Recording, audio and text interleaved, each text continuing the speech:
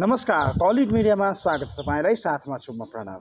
आज पनि कलिड मिडियामा चलचित्र क्षेत्रसँग सरकार राख्दै चलचित्रकर्मी जो लामो समयदेखि चलचित्र क्षेत्रमा अनवरत रूपमा हुनुहुन्छ, कोही निर्देशनको पाटोबाट, कोही कलाकारिताको पाटोबाट, कोही प्राविधिकको पाटोबाट, त्यस्ता व्यक्ति विशेषसँग कुराकानी गर्ने क्रममा यतिखेर आज मैले कुराकानीको क्रममा नेपाली चलचित्र नगरीको अभिभावकत्व सम्हालिरहनुभएका नवनियुक्त र सँगसँगै त्योभन्दा अगाडिको अर्को ठुलो पदवी भनेको नेपाली चलचित्र नगरीमा अनवरत रूपले 25 वर्षभन्दा लामो चलचित्र यात्रा सँगसँगै चलचित्र कर्ममा हुमिने भएका त्यस्तो व्यक्ति विशेषसँग कुराकानी गर्छौँ। उहाँ हुनुहुन्छ चलचित्र विकास बोर्डका अध्यक्ष दयाराम दाहालज्यू र त्योभन्दा पनि चलचित्र नगरीमा उहाँको योगदानको विषयमा कुरा रहन्छ। चलचित्र विकास बोर्डको पदवी आफ्नो ठाउँमा छ, तर लामो समयसम्मको दीर्घकालीन रूपमा र अनवरत रूपमा चलचित्र क्षेत्रमा लागिरहने त्यस्ता कर्मनिष्ठा र कर्मशील व्यक्तिसँग कुराकानी गर्दैछु। आज हामीसँग हुनुहुन्छ गीतकारको रूपमा पनि परिचित नै हुनुहुन्छ, निर्देशकको रूपमा पनि परिचित नै हुनुहुन्छ, आफ्नो चलचित्रमा अनुहार देखाउने कुरामा पनि छँदैछ र सँगसँगै अहिले सम्पूर्ण चलचित्र नगरीको अभिभावकत्व सम्हालिरहनु भएको छ आदरणीय दयाराम दाहालज्यू हुनुहुन्छ। उहाँसँग कुराकानी गर्छौँ। दयाराम सर, स्वागत छ तपाईँलाई। धन्यवाद। कार्यक्रम सुनिरहनुभएका समस्त दर्शकहरूलाई मेरो अभिवादन छ। सम्मानको कुरा पदको भन्दा पनि सम्मानको कामको कुराले मान्छेलाई जस्टिफाई गर्छ, होइन? दाइ अहिले चाहिँ विकास बोर्डको अध्यक्ष हुनुहुन्छ, त्योभन्दा अगाडि चलचित्र धर्मी हुन्थ्यो। अहिले व्याख्या अध्यक्षज्यू भनिरहेको सम्बोधन प्यारो लाग्छ कि पहिलाको सम्बोधन प्यारो लाग्छ? अध्यक्ष भनेको एउटा टर्म क्लियर भएर दिएको एउटा पद हो। एउटा जिम्मेवारी सहित, विशेष जिम्मेवारी सहित दिएको पद हो, जो लङ लास्टिङ होइन, एउटा सीमित अवधिको लागि। मेरो परिचय भनेको चलचित्रकर्मी हो। चलचित्र लेखक, निर्देशक, गीतकार, जे भन्नुहोस् तपाईँ, एउटा चलचित्रकर्मी नै प्यारो हुन्छ। र चलचित्रकर्मी हुनुको नाताले नै म चलचित्र विकास बोर्डको अध्यक्ष भएको हुँ। अदरवाइज चलचित्र विकास बोर्डको अध्यक्ष हुने सम्भावना पनि त थिएन। त्यसले गर्दाखेरि मैले जानेर नजानेर अथवा जसरी पनि जे गरेर पनि चलचित्र कर्मलाई नै आफ्नो पेसा बनाइसकेपछि मेरो लागि त चलचित्र कर्म र चलचित्र कर्मी भन्दा ठुलो कुरा केही पनि हुँदैन। पक्कै पनि धेरैले अध्यक्षज्यू भन्दै गर्दाखेरि अध्यक्षज्यू भन्दा नि मलाई चलचित्रकर्मी भन्दै हुन्थ्यो भन्ने कुरा पनि कहीँ कहीँ तपाईँको सुन्नमा पनि आएको थियो। यस विषयमा मैले यो टपिक उठाएँ। होइन, हो नि। अब एउटा विशेष प्रकारको विशेषण जोडिरहनु जरुरी छैन। त्यहाँ एउटा पदीय जिम्मेवारी छ। चलचित्र विकास बोर्डमा अध्यक्षको रूपमा त्यो आफ्नो ठाउँमा छ। त्यो एउटा विशेष समयको लागि र विशेष पद हो त्यो, होइन? तर बाँकी त चलचित्रकर्मी नै हो। चलचित्र विकास बोर्डको अध्यक्षको पदबाट बाहिर आइसकेपछि मेरो परिचय के हो त भन्दा चलचित्रकर्मी हो। त्योभन्दा अगाडि मेरो परिचय के हो त भन्दा चलचित्रकर्मी हो। र त्यहाँ अध्यक्ष रहिरहँदा पनि मेरो परिचय त सबभन्दा पहिला त चलचित्र विकास बोर्डसँग जोडेर भन्दा पनि नेपाली चलचित्र कर्मसँग जोडेर नै मेरो परिचय हुन्छ। भनेपछि त म समग्र रूपमा त चलचित्रकर्मी नै त हो नि। पक्कै पनि त्यो पदको घमण्ड छैन, यसरी क्लियर बुझिन सकिन्छ। धेरैले त्यो ठाउँमा पुगिसकेपछि चाहिँ घमण्ड राखेर विशेषण जोड्ने गर्छ, तर तपाईँलाई विशेषण भन्दा नाम नै प्यारो। त्यो एउटा सीमित समयको लागि एउटा नेपाल सरकारले एउटा निश्चित समयावधि तोकेर त्यहाँ विशेष कार्ययोजना सहित पठाएको छ, होइन? अब ती कार्ययोजनामा म कति सफल हुन्छु, कति असफल हुन्छु, अथवा मलाई समयले अथवा समग्र चलचित्र क्षेत्रसँग सम्बन्धित सङ्घ संस्थाहरूले, चलचित्रकर्मीहरूले कति साथ सहयोग गर्छन्, त्यो आफ्नो ठाउँमा छ। र त्यसको सफलता र असफलताको मापन पनि त्यहीबाट हुन्छ। त्यसले गर्दाखेरि त्यो भनेको एउटा सर्ट टर्म कर्म हो, तर मेरो जीवनभरको कर्म त चलचित्र कर्म नै हो। त्यसले गर्दा त्यहाँ घमण्ड गर्नुपर्ने अथवा म भयङ्करै राजा महाराजा नै भएँ भनेर बोल्नुपर्ने कुनै छैन। हजुरको चलचित्र कर्मको यात्रा कहिलेबाट सुरु भयो? अप्रत्यक्ष रूपमा कहिलेबाट लगाएको थियो? म प्रत्यक्ष रूपमा सिनेमामा त 2045 सालबाट सुरु गरेँ मैले। तर त्योभन्दा अगाडि नै नाटकहरू, सांस्कृतिक कार्यक्रमहरू, राष्ट्रिय नाचगान, राष्ट्रिय सभागृहमा, र त्यहाँ म काठमाडौँ आउनुभन्दा अगाडि, एसएलसी पास गर्नुभन्दा अगाडि रेडियो नेपालसँग मेरो विशेष त रेडियो नेपालसँग जोडियो। कसरी? गायनमा, होइन? त्यो रेडियो नेपालमा गायनमा आउनुभन्दा अगाडि स्थानीय स्तरमा स्टेजका कार्यक्रमहरू, नाटकहरू बनाउँथेँ मैले। स्कुल लेभलमै हुँदाखेरि नाटकहरू लेख्थेँ। त्यही सिलसिलामा रेडियो नेपालसँग जोडियो। रेडियो नेपालसँग चाहिँ म एसएलसी पास गरेर यता काठमाडौँ पर्मानेन्ट आएपछि सिनेमासँग जोडियो, होइन? भनेपछि यो क्रमबद्ध रूपमा एउटा स्टेप बाई स्टेप भएको कुरा हो। तपाईँको प्राय अन्तर्वार्ता हेर्दाखेरि सुन्दाखेरि दयाराम दाहालकै जीवनीमा एउटा चलचित्र पनि भन्छ कस्तो खालको चलचित्र बन्छ यदि बनाउने हो भने चाहिँ? अब त्यसलाई कुन कोणबाट परिभाषा गर्ने, त्यसमा दुईवटा कुरा छ। त्यसलाई जीवन भोगाइको कुरा गर्दाखेरि चाहिँ जीवन भोगाइ त आफआफ्नो क्षेत्रमा आफआफ्नो स्तरमा हरेक मान्छेले हरेक तरिकाले भोगेकै हुन्छ। किनभने मलाई लाग्छ यो दुनियाँमा अरबभन्दा अरबपतिहरू खरबपतिहरूको जीवन पनि त्यति सहज छैन। जो राजा महाराजा हामीले बाहिरबाट हेरेर यिनीहरूको लाइफ चाहिँ यस्तो होला भनेर जुन एउटा हामी सपना बनाउँछौँ, अनुमान गर्छौँ, त्यो लाइफ भित्रबाट त्यति सजिलो छैन। त्यसले गर्दाखेरि अनुभूति, भोगाइ, सङ्घर्ष त हरेक क्षेत्रमा छ नै। तर अब एक प्रकारले मलाई के लाग्छ भने एउटा त्यो टाइपको विषयवस्तुमा चलचित्र बन्दा एउटा नयाँ जेनेरेसनमा चलचित्र कर्ममा आउनेहरूलाई एउटा इन्सपिरेसन पनि हुनसक्छ।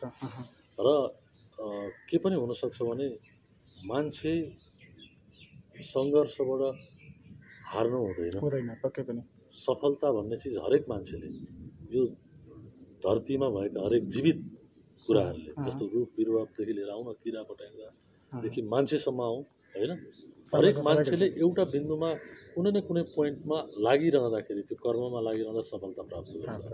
त्यो भलै कसैले अलिक चाँडै प्राप्त गर्छ, कसैलाई अलिक लामो समय लाग्छ। त्यसले गर्दा कोही मान्छे अब सङ्घर्षको दौरान बिच बाटोबाटै अब मेरो जिन्दगी सिद्धियो, अब म छोडिदिन्छु भनेर त्यागेर हिँड्छ भनेपछि त्यो अपूर्ण यात्रा भयो। कोही मान्छे होइन म लागि त हालेँ, मैले जीवनमा यति सेक्रिफाइस गरिसकेँ भने अब म सफल नभई छोडिदिनु भनेर लाग्छ, ती मान्छे सफलै हुन्छ। बिचमा तपाईँलाई पनि त्यस्तो लागेको थियो क्या कुरा सुन्दाखेरि? डेफिनेटली हरेक मान्छेमा एउटा। त्यो पल कतिखेरको थियो दाइ त्यो सिचुएसन चाहिँ? यो 2050 सालतिरको कुरा हो होइन। 2050 सालमा अगाडिको सङ्घर्ष त डिस्टर्ब हुँदैन, अगाडिको सङ्घर्ष भइ नै हाल्यो, स्ट्रगल भइहाल्यो। काम सिक्ने फेजमा त हरेक मान्छेलाई एउटा भारी बोक्नु पनि सङ्घर्ष गर्नुपर्छ, एउटा गाडी चलाउन सङ्घर्ष गर्नुपर्छ, हरेक कुरालाई सङ्घर्ष गर्नुपर्छ। घरमा भएको दाल चामल पकाएर खान त सङ्घर्ष गर्नुपर्छ।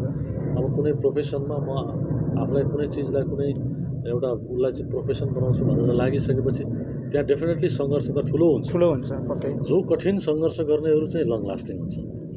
जो हल्का फल्का रूपमा काम चलाउ रूपले गर्नेहरूको एउटा के हुन्छ, त्यो फास्ट फुड प्रकृतिको हुन्छ। खायो खानजेल स्वाद छ, खाइसकेपछि सिद्धियो भन्ने त्यो फास्ट फुड प्रकृति। त्यसले गर्दा त्यो सङ्घर्ष छोडेर पनि जब म एउटा सक्सेसफुल पिरियड सुरु भयो मेरो, मतलब एउटा एसिस्टेन्ट, चिफ एसिस्टेन्टबाट जब एउटा डाइरेक्टरको फेज सुरु भयो 2050 सालतिर हो यो। जब म निर्देशक भएँ ममा ठुलो जोस थियो कि एउटा एसिस्टेन्ट गरेर 7-8 वर्ष एउटा अनवरत सङ्घर्ष गरेको मान्छे सडकमै सुतेर एक साग खाएर होइन, कहिले खाँदै नखाएर खल्तीमा पैसा नहुँदा पनि हाँसेर सबैको अगाडि चाहिँ सिट ठाडो पारेर हिँड्ने मान्छे एउटा फेजमा आएपछि म यसरी झुकेँ कि अब काम छैन भन्ने फेजमा पनि पुगेँ। त्यो भने कस्तो भने चलचित्र दाइजो भन्ने चलचित्र एउटा ठुलो उत्साहले सुरु गऱ्यौँ हामीले। त्यति बेला अब भुवन केसी, अब मेलिना मानन्दर भने यिनीहरू स्टारहरू नै थिए। टिम पनि राम्रो थियो, सुनिल थापाको पनि क्रेज एकदमै थियो, मतलब कलाकारहरू सबै राम्रै थिए। चलचित्रको विषयवस्तुले पनि तत्कालीन समाजमा तराई र पहाडमा चाहिँ यसको विकराल स्वरूप थियो दाइजोको। एउटी महिलासँग सम्पत्ति साट्ने जुन कुप्रथा थियो तराईमा व्यापक।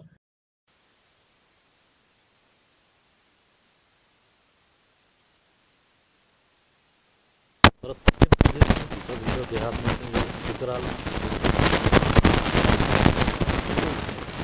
आवाज एउटा उत्साहले काम सुरु गरियो। चलचित्र सुटिङ सुरु भयो, 10-12 दिनपछि सुटिङ बन्द भयो है। अब सुटिङ बन्द 10-12 दिनपछि 2-4 दिनलाई भएन, त्यो 2-4 महिनालाई पनि भएन, 6-7-8 महिनालाई नै कन्टिन्यू नै बन्द भएपछि त्यो एउटा फेज, त्यो 7-8 महिनाको जुन पिरियड छ मेरो लाइफको, म भन्छु त्यसलाई चाहिँ त्यो मेरो लाइफको त्यो सबैभन्दा ठुलो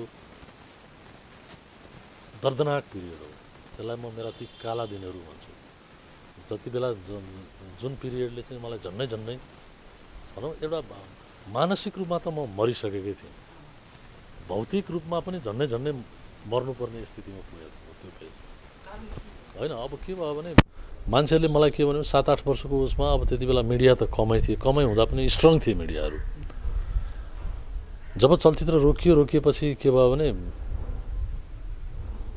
चलचित्र कर्मीहरू कतिलाई डाह पनि थियो होला, कतिलाई ईर्ष्या पनि थियो होला। त्यो म्याच्योर्ड भएको थिएन त्यो मान्छे, त्यसले डाइरेक्टर बन्ने बेला भएको थिएन, त्यसले हतार गर्यो। हतारको परिणाम यस्तै हुन्छ, नतिजा यस्तै हुन्छ। उसले बुझ्नु पर्थ्यो, अझै केही वर्ष बुझ्नु पर्थ्यो, अनि निर्देशक बन्नु पर्थ्यो। उसले हतार गर्यो, उसले सबैलाई जित्नलाई हतार गर्यो। यसको परिणाम त यही नै थियो भन्नेहरू धेरै भए। अनि त्यसले मलाई डिप्रेसन बनाउँदै लग्यो। अनि चलचित्र आज सुरु होला भोलि सुरु होला भन्ने कुनै पनि प्रकारको एउटा टाइम फ्रेमै भएन। अब प्रोड्युसरहरू पहिला फेसमा सिनमा एउटा छ, अन सिनमा अरू 17वटा रहेछन्। अब ती कहाँ आफै आपसमै लडाइँ गरेर अब त्यो सिनेमा लगभग नबन्ने स्थितिमै पुग्यो भन्ने कुरा थाहा, कारण मेरो थिएन, थाहा भयो।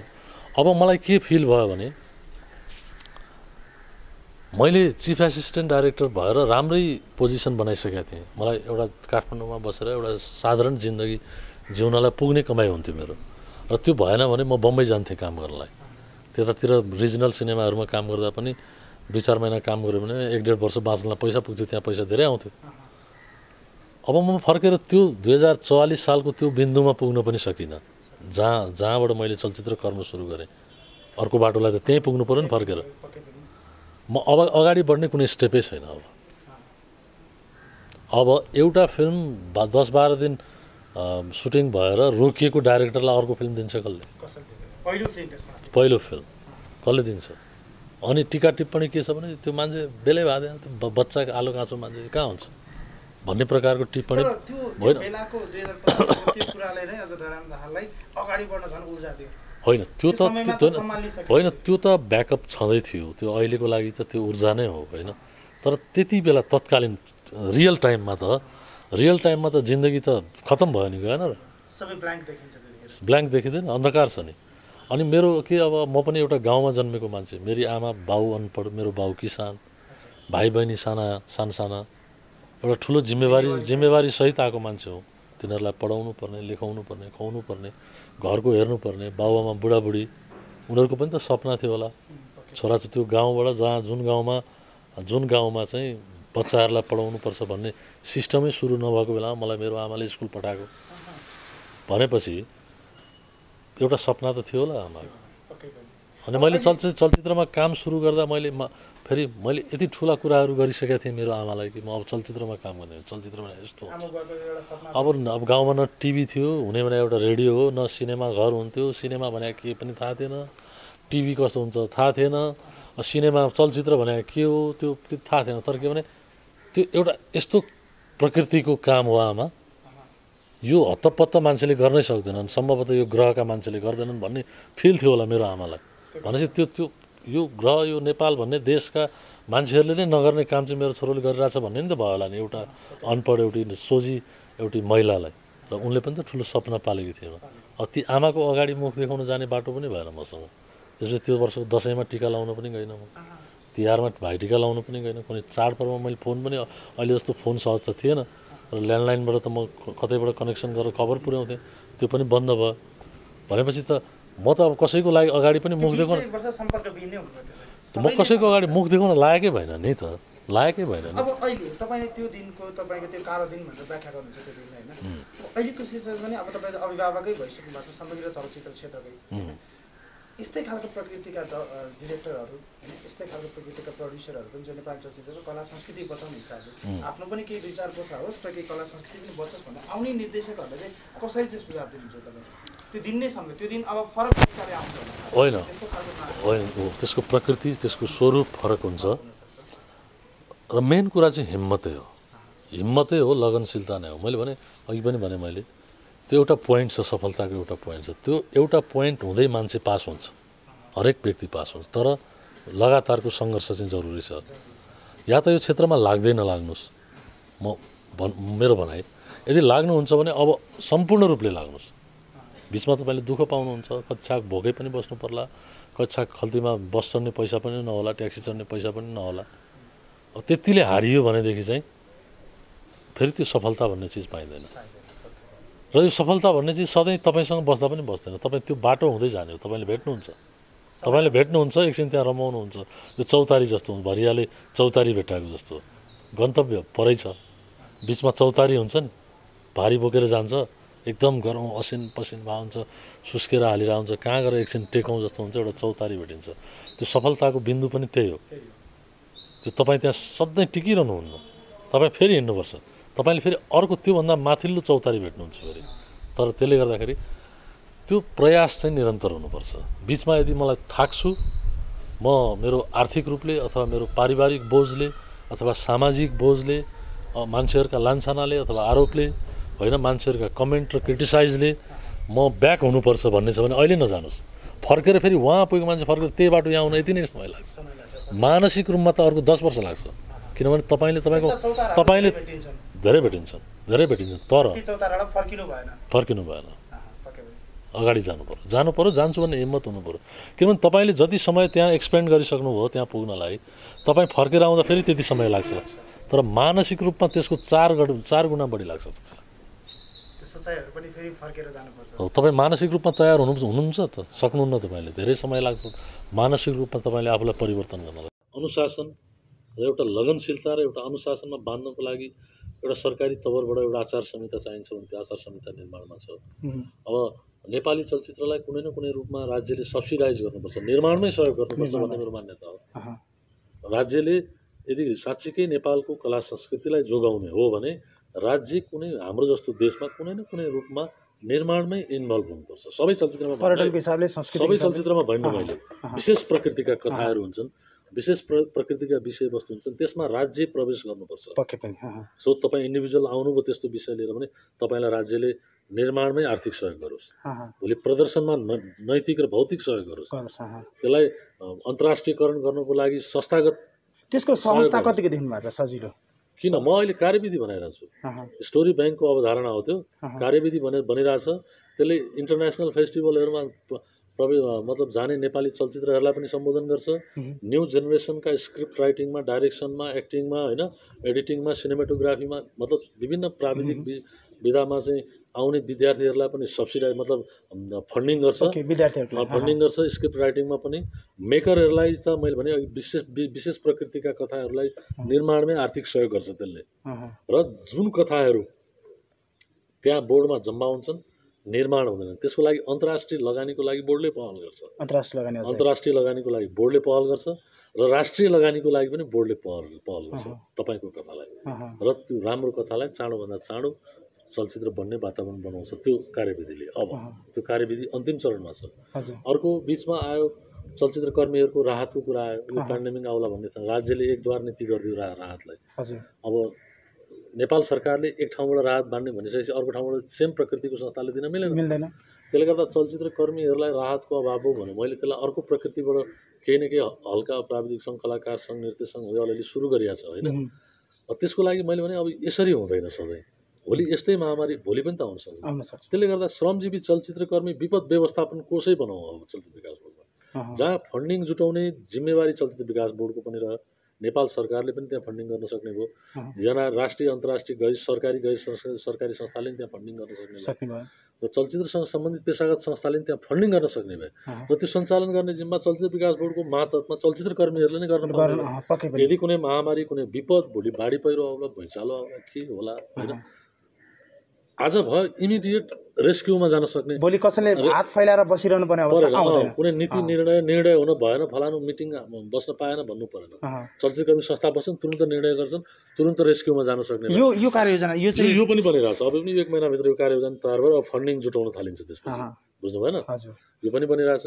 अहिलेको समयमा धरम दाइलाई अलिकति गाह्रो भएको यो पेन्डेमिकले गर्दाखेरि, जस्तो सोचेको अनुसारको कार्ययोजना, किनभने सीमित समयमा काम गर्नुपर्ने स्थिति छ। हुन तपाईँले बोर्ड सदस्य हुँदै गर्दाखेरि धेरै कार्ययोजना सदस्यहरूमा नै उपयुक्त कार्ययोजना तपाईँको भनेर पनि स्वर्गीय कृष्ण भट्टराईले पनि भन्नुहुन्थ्यो। अब त्यस सँगसँगै श्रमजीवी चलचित्रकर्मी सामाजिक सुरक्षा योजनाको कार्यविधि अन्तिम चरणमा पुगेको छ। अब यो कार्यविधि सामाजिक सुरक्षा कोषले पास गर्ने बित्तिकै सबै चलचित्रकर्मी जो पेसागत सङ्गठनका सदस्य छन्, जो चलचित्र विकास बोर्डमा रजिस्टर छन्, उनीहरू अब सामाजिक सुरक्षा कोषमा पेन्सनको अवधारणा अन्तर्गत हो। त्यो अवधारणामा मातहतका सबै सदस्यलाई, मातहतका चलचित्रकर्मी सबैलाई पेन्सनको अवधारणा त्यो अगाडि बढिसकेको छ हजुर होइन। त्यस्तै गरेर अब नेपाली चलचित्रको अन्तर्राष्ट्रिय बजार विस्तारको लागि अब कल्चरल अट्याची हाम्रो चलचित्रको भाषामा हाम्रो राजदूत भनौँ न विभिन्न Qatar, Malaysia, UAE, America, Australia, Japan, बेलायत, युरोपियन युनियनका विभिन्न देशहरू भए होइन। यी देशहरूमा पनि अब हाम्रो भाषा बोल्ने राजदूत चाहियो, कल्चरल अट्याची, चलचित्र दूत नाम चाहिँ। त्यो नियुक्तिको प्रक्रियामा अगाडि पुगिसकेको छु। मलाई लाग्छ 15-20 दिनभित्र मन्त्रालयबाट सैद्धान्तिक सहमति आउँछ। आयो भने अब विभिन्न देशमा नेपाली चलचित्रको प्रदर्शनको लागि, नेपाली चलचित्र सम्बन्धी गतिविधिको लागि दूतहरू नियुक्त हुन्छन्। त्यो प्रक्रिया अगाडि बढिसकेको छ। चलचित्रकर्मी नै हुन्छन्।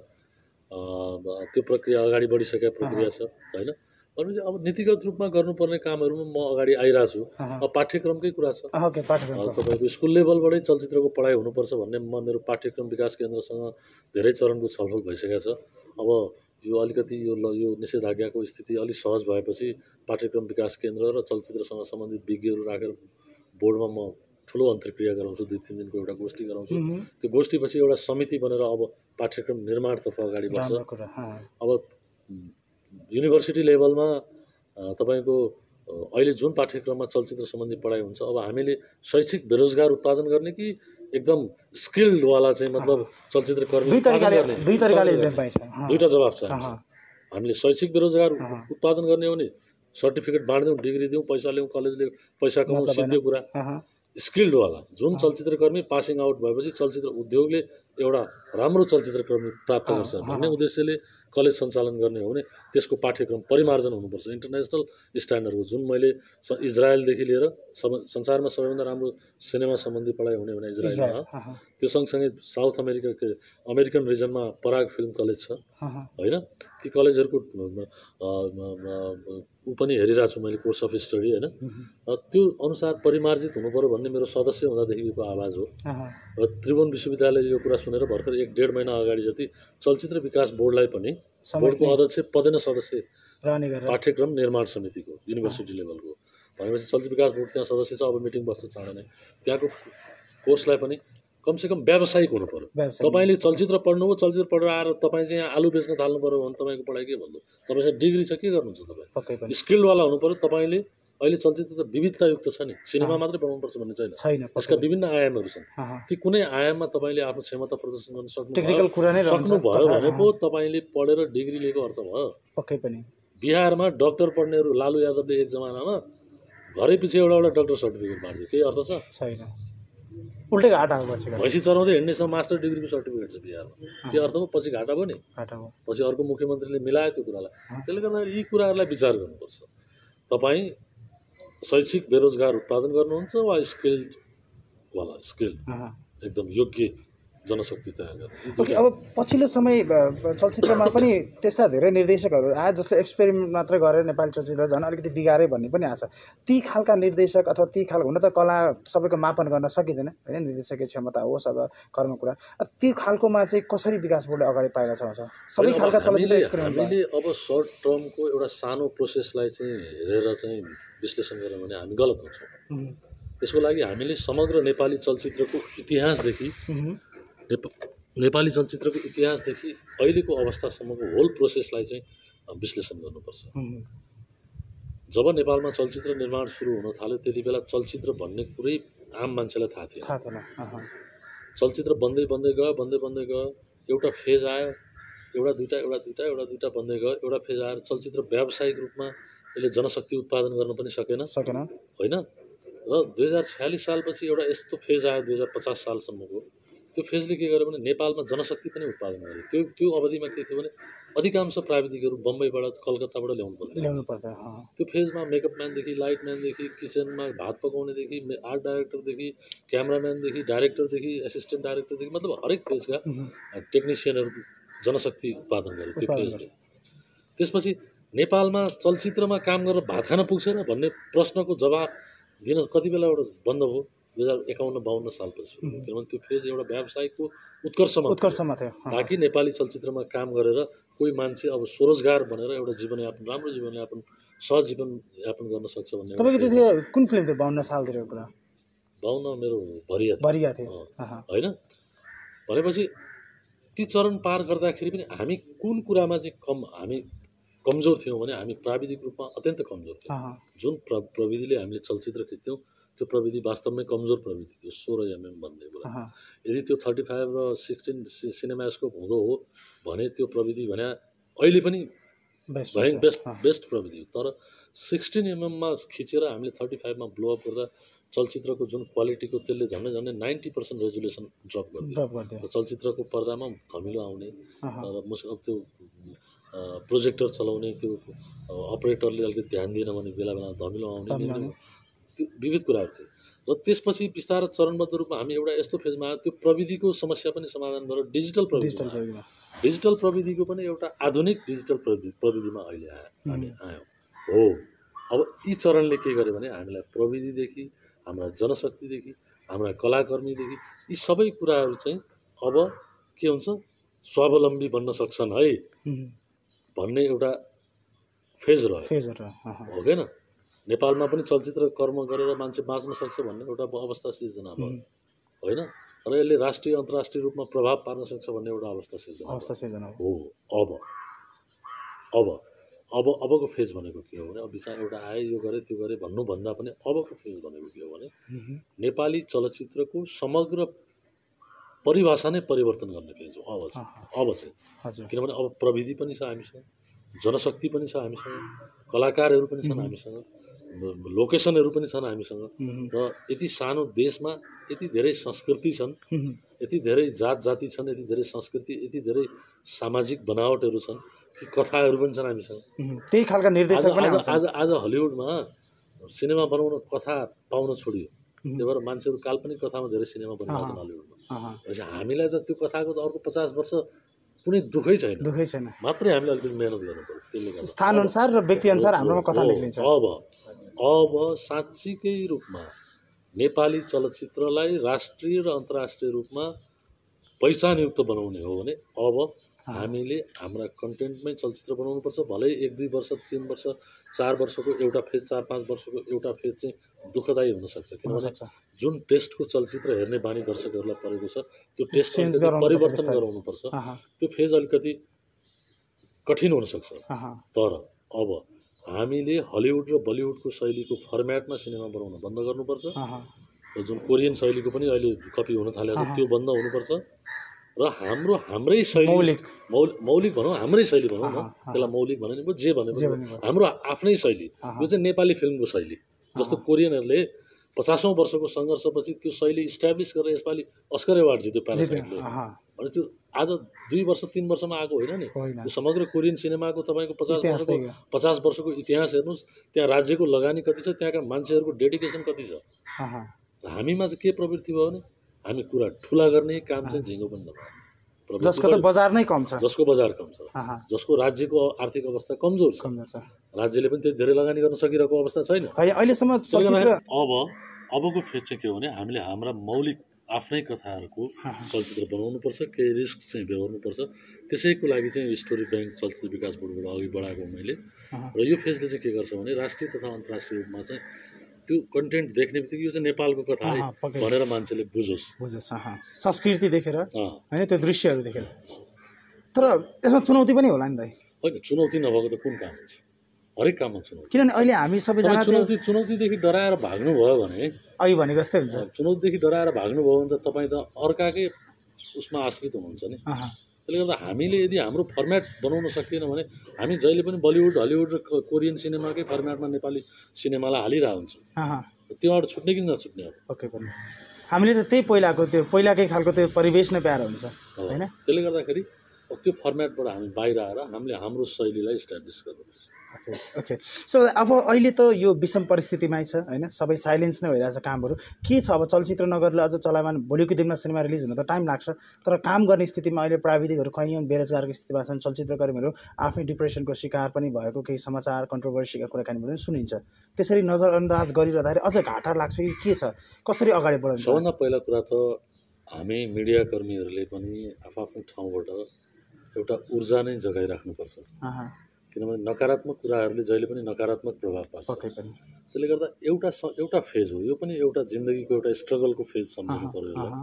र यो स्ट्रगलबाट कसरी बाहिर निस्किने भन्नेतिरै प्रयास हुनुपर्छ पक्कै र हामीले पनि चलचित्र विकास बोर्डबाट मैले पनि के आकलन गरेको छु भने मैले विभिन्न सङ्घ संस्थाहरू विभिन्न सयौँ व्यक्तिहरूसँग छलफल गरिरहेको छु इभन सरकारी तहमा मन्त्रालयगत रूपमा विभिन्न समितिहरूमा छलफल गरिरहेको छु अब चलचित्र क्षेत्र खुल्दा एकैचोटि 100मा नपुग्ला तर अब हामीले त्यसलाई क्रमबद्ध रूपमा 100मा लैजानुपर्छ त्यो स्पिडमा लानुपर्छ त्यसको लागि हामी तयार हुनुपर्छ अब भौतिक रूपले हामी तयार हुनु पर्यो अब चलचित्र विकास बोर्डले आफ्नो तर्फबाट गर्नुपर्ने नीतिगत सहयोगको लागि म लगभग एउटा समिति बनाएको छु मैले समितिले खाका तयार गरिसकेको अवस्था छ र चलचित्रकर्मी कलाकार प्राविधिकहरू नृत्यकार द्वन्द्वकारहरूलाई पनि कुनै न कुनै रूपले चलचित्र विकास बोर्डले सम्झेकै छ राहतको रूपमा होइन राहत त भन्न मिलेन सरकारको एकद्वार नीतिले तर कुनै न कुनै रूपले जीवनयापनमा सम्झेकै छ अब चलचित्र क्षेत्र चलायमान बनाउनुको लागि पनि नीतिगत रूपमा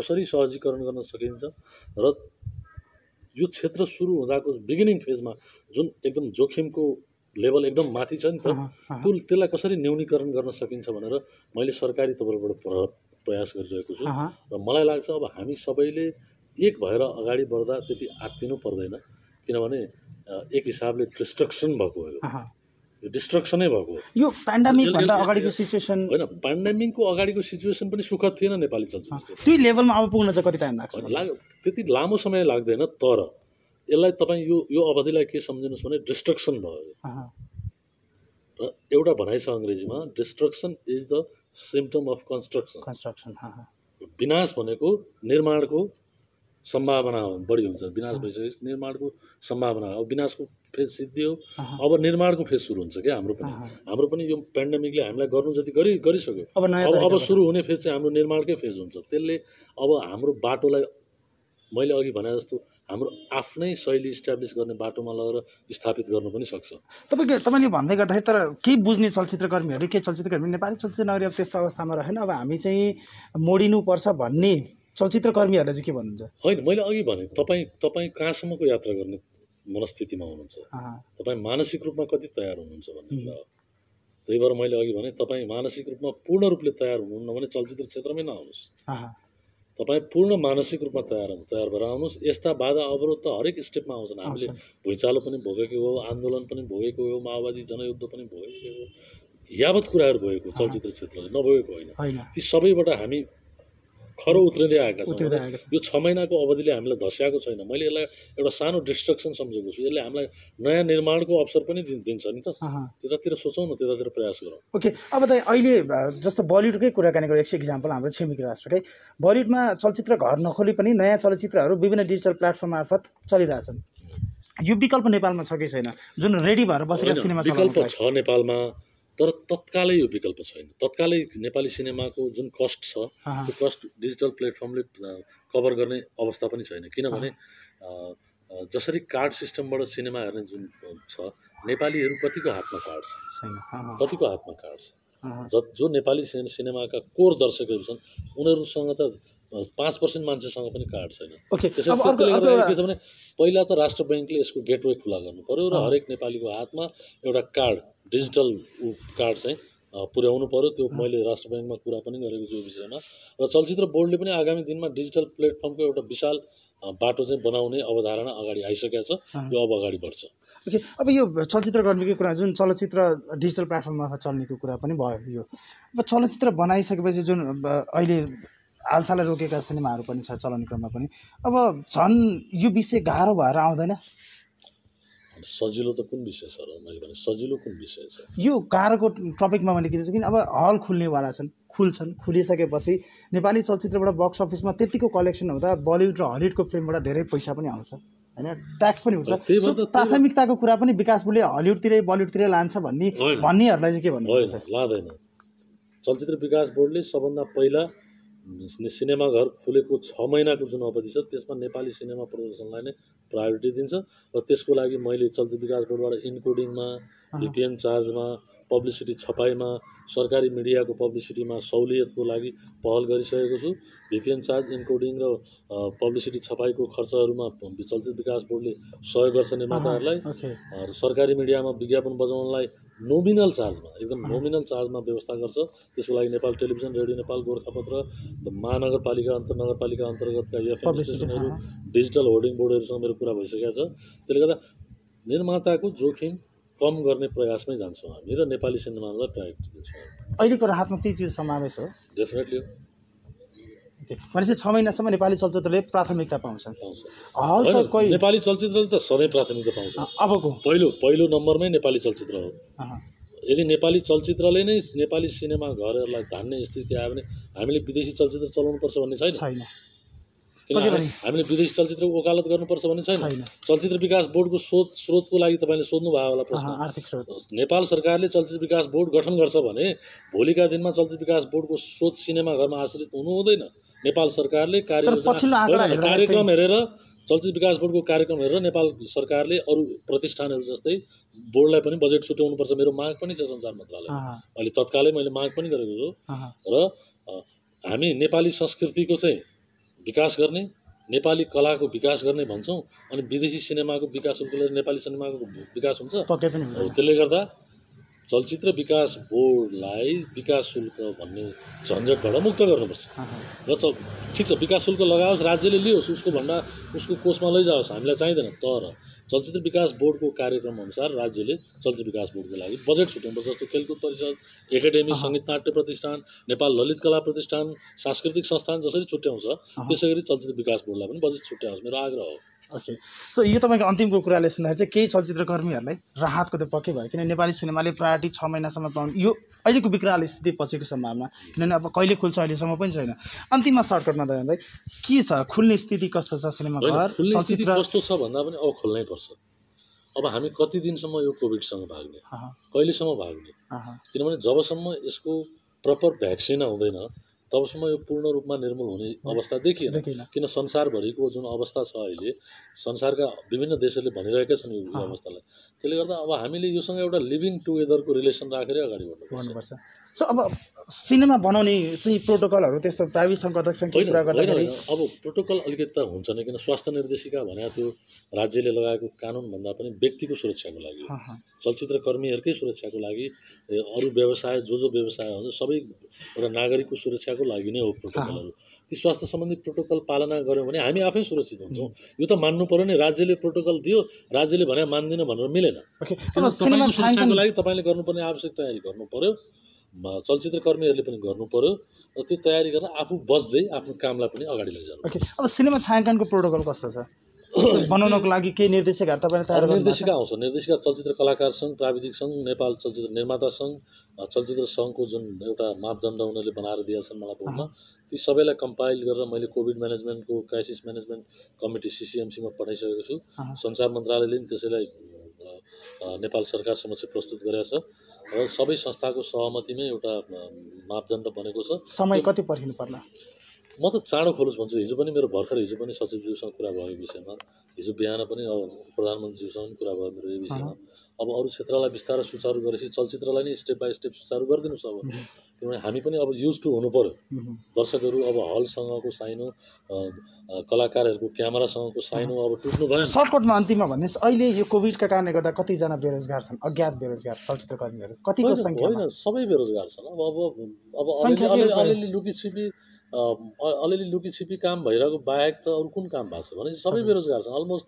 अब सङ्घको आँकडालाई भन्ने हो मैले, सङ्घको जुन आँकडा हेर्छु त्यो आँकडाले भन्दाखेरि प्रत्यक्ष रूपमा 15-20 हजार चलचित्रकर्मी त बेरोजगारै छन् अहिले। त्यसको अप्रत्यक्ष रूपमा लाखौँको सङ्ख्यामा आउँछ। त्यसले गर्दाखेरि रोजगार को छ र अहिले? कोही पनि छैन। दर्शकले मनोरञ्जन पाएका छैनन्, सबैभन्दा ठुलो समस्या यही नै हो। होइन, दर्शकले त कमसेकम बरु युट्युबमा अपलोड भएका सिनेमाहरू पनि हेरिरहनु भएको छ, त्यो आफ्नो ठाउँमा छ। तर सिनेमाघरसँगको सम्बन्ध, नेपाली चलचित्रकर्मीहरूसँगको प्रत्यक्ष सम्बन्धबाट दर्शकहरू पनि विमुख हुनु भएको छ, मतलब दर्शकहरूको सम्बन्ध पनि टुटेको छ। उहाँहरू पनि एक्साइटमेन्ट हुनुहुन्छ कहिले त्यो सम्बन्ध फेरि जोडियोस् भनेर। त्यसले गर्दाखेरि हामीले अब दर्शकहरूलाई पनि भरोसामा लिएर बिस्तारै कोरोनालाई पनि कोभिडलाई पनि छेउछेउमा पन्छाउँदै अगाडि बढ्ने नै बाटो हो अरू त्यो। ओके, धेरै धेरै धन्यवाद छ। यो तपाईँको योजनाको कुरा चलचित्र क्षेत्रकै हुन त तपाईँकोबाट सुरु भएर हामी चलचित्र क्षेत्रसम्म पुग्यौँ है यो क्षेत्रको कुरा। सो केही राहत त पक्कै पनि भयो, तपाईँको कुराबाट पनि केही सान्त्वना धैर्यता सबैलाई भयो होला। यो समयको लागि धेरै धेरै धन्यवाद छ तपाईँलाई। धन्यवाद। ओके, आज हामीले चलचित्र निर्देशक, गीतकार, रचनाकार दयाराम दाहालज्यूसँग कुराकानी गऱ्यौँ। चलचित्र विकास बोर्डको अध्यक्ष जस्तो गरिमामय पदमा उहाँ हुनुहुन्छ। सो आजको यो अन्तर्वार्ताबाट चाहिँ केही चलचित्रकर्मीहरूलाई, समग्र चलचित्र क्षेत्रलाई के राहत भयो भन्दा हामीले सोचेको जस्तो अवस्थामा चलचित्र जाँदैन, ढुक्काउनुहोस्, नेपाली चलचित्र नगरी फेरि झुरमुराएर उठ्छ। एनिवेज, धेरै धेरै धन्यवाद। फेरि अर्को एपिसोडमा अर्का विशेष व्यक्तिसँग कुराकानीहरू उपस्थित हुनेछौँ। कलिड मिडियालाई लाइक, कमेन्ट र सब्सक्राइब गर्न नबिर्सिनुहोला। जय सिनेमा।